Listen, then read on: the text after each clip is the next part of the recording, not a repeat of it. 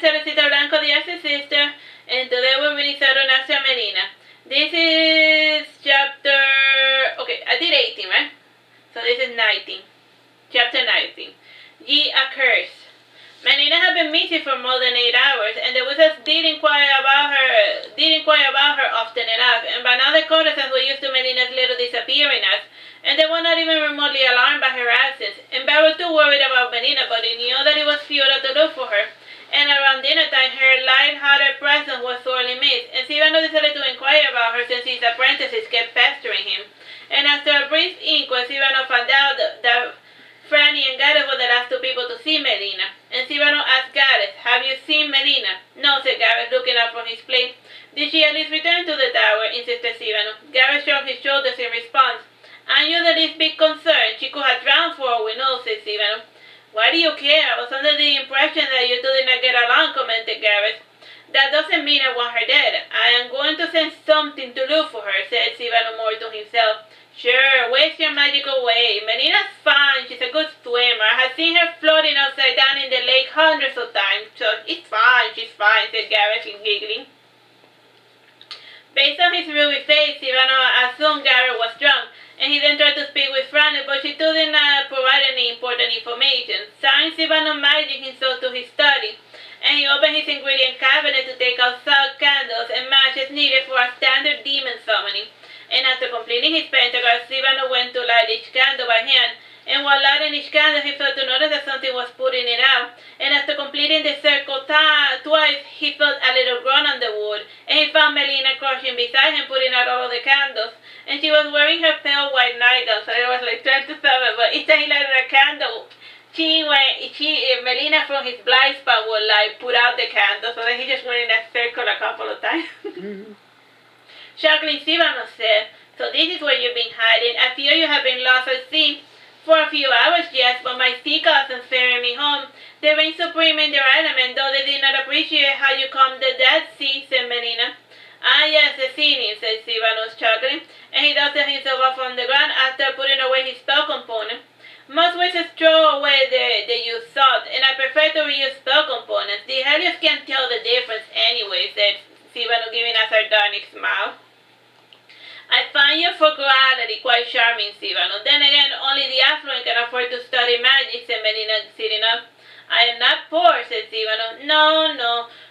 You just simply own lots of money to the bank," said Melina, sitting on the couch. And she added, "Some things cannot be helped, and these days it is impossible for mages to find sponsors. I can help with that if I may." "Fine, do whatever you want. Just stop calling me by my name." "I can't do that, my dear Sivano. Lying violates the terms of my covenant," explained Melina. "Ah, yes, you have a silly little covenant with Mio. I do not see why humans worship her ill, and one could just as easily bind them to your will using magic," said Sivano, condescending. "That is only true for someone of your talent, Sivano, and most people can barely cast a light spell without simultaneously combusting." And she added, "Still, you must not assume that all omnipresent beings are demons or beings that you combine." Sivano shrugged his shoulders in response, and he added, "If you continue to call me by my name, I am afraid I'm going to have to bind your tongue." "Fine, I won't call you by that name. And also, what's with that mask? You keep wearing it. People are going to think you have a skin disease or something," said Melina, pouting. "I know. What's your point?" said Sivano. "I think you should win more allies by showcasing your lovely face. People tend to be magnanimous towards those they perceive as beautiful," suggested Melina. "I prefer to be feared and respected. And have you any other business, or do you just come here to pester me with questions?" said Sivano, resting his head on his masked chin. "I will be getting out of your hair soon," said Melina, walking towards the door, and before closing it, she said, "I must add that you treat my courtesans with the respect they are due, and also try to get some female magic users in the tower. They are an untapped resource, and they will certainly make up for those lost during your little hostile takeover, and goodbye." Sivano pondered much on what Melina had said, and he had been taught by the previous master that women were clumsy magic users and prone to demanding possession. As the best of his peers, he had grown to firmly believe this lie, and it was only till recently when he met Warden that he started questioning the teachings of his master. Sivano's reverie was interrupted by the falling rain, and it seemed to him that it always rained at night as of late. And rising from his seat, he placed 7 buckets to address the problem of the leaky roof. and then he went to turn on the chimney, and when he reached for the firewood, he cursed when he noticed that the wood was damp. The copper was in imperceptible leakage, dripping ever so silently over the wood, and sighing he closed the closet and wrapped himself in fur. It was going to be a long, cold night, and with his hand trembling, he lighted up the candles to resume his night study. And he was also still nowhere near deciphering the enchantments of the tower, and he did understand the language and the commands, and he tried the demon summoning, the necromancy, and even the blessing, and yet the tower refused to obey him. Around midnight, he just decided to call it quits. The rain had somewhat died down, and he went to look at the window towards the beach, and he narrowed his eyes a bit in an effort to see through the darkness. And realizing that it was pointless to keep looking outside, he walked away from the window. Just as he was moving away, he saw the faint silhouette of a pale face, and the sudden apparition made him grasp, and as a novice necromancer, he could already sense the presence of the dead. And for this reason, this ghostly apparition startled him thus. Just as quickly as it had appeared, the faint vision disappeared, trailing by a gust of wind and a faint howling, and then he started hearing a loud hammering sound in the floor below. Silvano cautiously opened the door and went to inspect the sound, and he held onto the railings for dear life, since the partially broken wall was letting water in, making the stairs slippery. When he got close to the sound of the noise, he heard a rasping sound and somebody yelling, "Break the bed, seal up that window." "Yes, ma'am," said a high-pitched voice. And the door opened itself, and Silvano's face shook. He said, "What is going on?" "Sorry about the door, and the low pressure sort of made it open in your face," explained Melina, hammering with several dozen people. "What's going on?" repeated Silvano as a cold rain shower splashed his back. Baron dragged Silvano inside and closed the door, and in a hurried tone he said, there's a really bad storm coming, and we need to water the place and brace for the worst." "A bad storm? How?" "At most all we get is some heavy showers and a lightning storm or two. There's no need to water all the place. And calm down and stop all that hammering. You're going to wake up the entire tower," said Silvano in a calm voice. "Too late for that, mister," said Melina after completely boarding up the window. "And the others are wide awake and doing their due diligence." Silvano shook his head sadly, and then he returned to his room, and Melina grabbed his elbow to detain him, and Silvano flinched away from Melina, unaccustomed to having people touch him, and in a soft whisper she said, "The storm is of Accursed. It is best to ride it out." "Isa," said Silvano, narrowing his eye, and Melina's eyes turned cyan for a moment, and then she nodded before saying, "Most burials are cultural gimmicks, and only the burial rituals allow Varasa have any genuine power over the dead. Isa's death became the trigger for this curse, and its influence still circulates this tower. It prevents you from taking rightful ownership over it." "I know what I have to do," said Silvano, nodding. "May I suggest a different course of action?" said Melina. "Certainly, seeing as though meddling is your favorite pastime," said Silvano sarcastically. "I think we should just board out the place and wait it out," said Melina. "That wait-and-see attitude is the main reason why Bersamet is still in power," rebuked Silvano. "Fine, suit yourself," said Melina, stepping aside. Silvano then made his way to his study, and he searched his cabinet for his demon summoning tools, and he found when he noticed that the salt basin had gotten wet, thus spoiling the salt. And a cold wind gave him a slight coughing fit, and he placed his hand to his chest to wait for it to pass, and he decided to call upon his Hellion without utilizing the barrier. And for safety purposes, the Hellion's true names would not be used in this book, and their grotesque forms came forth, and from the mouths of darkness grasping around Silvano, and they were always there amongst all humans, and when their names were invoked, their spirits obtained flesh. And the first thing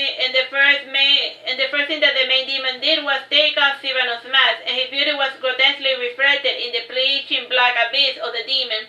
And in a soft voice he said, "What is your wish, my master?" "Destroy the source of the curse afflicting the tower," ordered Silvano. "This we cannot. It will violate the terms of our contract," said the demon. "I see. So I am accursed. And what of Isaac?" inquired Silvano. "He's gone, so why keep making a fuss about him?" said a different apparition, pushing the demons away from Silvano. Unlike the rest of his demons, this one did not have a grotesque appearance, and he also had the bad habit of manifesting even when he wasn't summoned. And he wore immaculate white robes with golden borders, and his face was masked by a pair of wings. And sneering, Silvano said, "Who invited you? Go away, you pest. Shoo." The white devil gave a low bow and started to leave, and he usually left by stepping through the mirror. And before departing, he said to the other Hellions, "It is best to sit this one out, guys. The Hatioja will be more effective in lifting the curse." "Hatioja?" inquired Sivano. The Hellions hesitated for a moment, and they looked at the mirror, and then they gazed at Sivano. In the end, they nodded and left Sivano's presence, and at the time Sivano was slow in building up his mana pool, and he required the demons to supplement him with mana, and he was not too keen on experiencing spell exhaustion, as long as he kept a large demon ensemble, a larger demon ensemble than his contemporaries, and when the Hellions left, Sivano did not bother to call them back, and he made his way to the basement to take refuge with the rest of the people inside the tower. And the basement was the necromancy workshop, and it was believed that the workshop on the ground made the workshop on the ground made necromancer magic stronger. And Sivano was the sort of man to his silly superstition, and he always wore his exotic magic from the comfort of his bedroom. And since the workshop had not been used in months, it was covered in cobwebs, and the work table still had a few embalmed corpses. And one of the students commented, "Maybe the tower is angry because we brought women into it." "Don't be naive," said Sivano, laughing. "The former Severus did maintain quite the healthy harem, and as the master of the tower, he was quite adept in hiding his little love affairs." "But why keep it hidden?" insisted the student. "It is a little something called hypocrisy," said Gareth, interrupting their conversation, and he added, "It is quite common among the priests, the nobles, the knights, and you name it. They pretend to follow these high moral standards in an effort to rise among the vulgar. Trust me, the purer the sin, they are more rotten they are on the inside." "You surprise me, Sir Gareth," said Sivano, sitting in one of the dusty cast-iron chairs. A bed of dust fell from the floor above, and the wood seemed to be groaning with each passing second.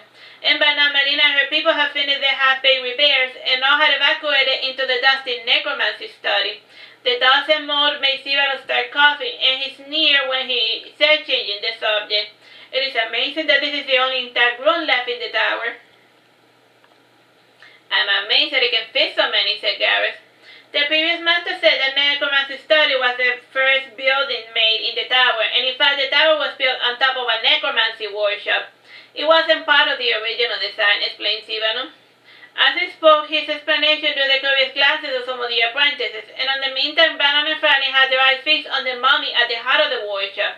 It was encased in a glass container covered with etched runes and magic, and the mummy was partially unwrapped, delineated in its fragile frame, and it had a crystal funeral mask. The crystal had impurities, giving it a strange red-amber color, and the mask itself had a stylized depiction of a human face, and the mummy had a faded brown or grayish roof, and his hands and feet were decorated with bracelets, ankles of gold, and precious stones, and it was one of the many curiosities found in the basement.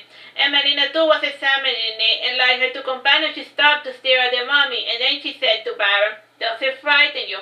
"I'm not afraid of a corpse. Still, there's something odd about this corpse," said Baron. "Just looking at it gives me shivers," said Melina, said Franny, still staring at it. Sivano noticed a large crowd gathering around the center mummy, and he walked among them to explain what it was. "This thing is called a mummy, and in the oldest people like to preserve their corpses, and to do so their bodies were dried and preserved in a process called mummification. Mummification was only practiced in this region, and modern scholars stipulate that this process is a sign that people from another continent perhaps visited our own." "How is that possible?" inquired Franny. "And we have always thought that there wasn't a world beyond this place." "Yes, His Highness would like all of us to believe that we are his prisoners," said Sivano, walking to another table, and then he unrolled a scroll on top of the mummy casing, and then he said, "Look, this is an ancient map of the world, and see, it shows two other continents beside our nose, to the north and to the west." Baron pointed to some of the dragons on the map and asked, "And what of those dragons? Do monsters inhabit part of the sea?" Sivano parted his lips and thought a moment, and after recalling the information, he said, "It is a habit among ocean explorers to paint dragons in areas where they had not explored." "Ah," said all of those present, nodding, and Sivano closed his mouth to continue his lecture on the mummy. "Now back to this particular mummy. Unlike the other of this kind located in this workshop, this one was dug up in the heart of this town, and when it was discovered, the people promptly decided to crack the glass casing to loot it, and others who tried to open it grew sick and died, and it was eventually brought to the tower, and according to the previous master, this mummy is the first Suberus," explained Sivano. He then pointed to a written portion of the magic circle. He came to this conclusion after analyzing the magic scripts, and it is the same handwriting as the ancient toast of the first master Suberus, said Sivano. "Interesting," said Baron people started exchanging comments while staring at it, and the lecture had suddenly distracted them from the storm, and even now they could hear the roaring waves crashing against the cliff, and it was a good thing that the cliff was so high up, otherwise the tower would have flooded as a result of the high surf. Frowning Melina said, but what if the mummy isn't Subedo, but someone he sealed away? That is a possibility, said Sibano, giving a second glance at the mummy. After all, people don't do their own embalming, said Melina. True, and why help preserve someone who is your enemy? Asked Sibano. Maybe he's like a son or something, grieving parents do strange things, said Franny, looking at the mummy. Sibano then said in a high-pitched voice, everyone, be quiet. The crowd gave a few surprised remarks before quieting down, and there was a sound to be heard in the entire tower, and Franny asked Melina in a soft whisper, is it over? It seems like it, said Melina. Is time, Bobo? Amen.